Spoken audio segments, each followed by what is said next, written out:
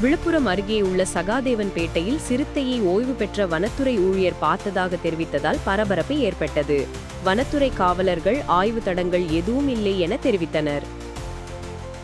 விழுப்புரம் மாவட்டம் கோலியனூர் அருகேயுள்ள சகாதேவன்பேட்டையில் வசிக்கும் ஓய்வு பெற்ற வனத்துறை ஊழியரான சிவராஜ் தனது வீட்டில் இருந்தபோது ஜன்னல் வழியாக சாம்பல் நிறத்தில் சிறுத்தையை பார்த்ததாக விழுப்புரம் மாவட்ட வனத்துறைக்கு தகவல் தெரிவித்துள்ளார். அதன் பேரில் விரைந்து வந்த வனத்துறை காவல் உதவி ஆய்வாளர் குலசேகரன் தலைமையிலான வனத்துறையினர் சிறுத்தையை பார்த்ததாக கூறிய இடங்கள் சகாதேவன்பேட்டை முழுதும் சோதனை செய்தனர். சிறுத்தை இருப்பதற்கான கால் தடங்கள் எதுவும் தென்படவில்லை என வனத்துறை அதிகாரிகள் தெரிவித்தனர். இருப்பினும் பொதுமக்கள் பாதுகாப்பாக இருக்க வேண்டும் என வலியுறுத்தியுள்ளனர்.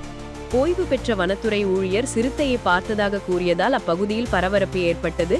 சிறுத்தையை பார்த்ததாக தெரிவித்த ஓய்வு பெற்ற வனத்துறை ஊழியர் தனது பணிகாலத்தில் கூட சிறுத்தையை பார்த்ததில்லை. தற்போது வீட்டிலிருந்து 3 மீட்டர் நீளமும் 4 அடி அகலமும் கொண்ட சிறுத்தை பார்த்ததாகவும் இதற்கு முன்பாக உயிரியல் பூங்காவில்தான் சிறுத்தையை பார்த்துள்ளதாக தெரிவித்துள்ளார். ஏற்கனவே விக்கிரவாண்டி சுங்கச்சாவடி அருகே சிறுத்தை ஒன்று வாகன விபத்தில் அடிபட்டு உயிரிழந்து கிடந்தது என்பது குறிப்பிடத்தக்கது.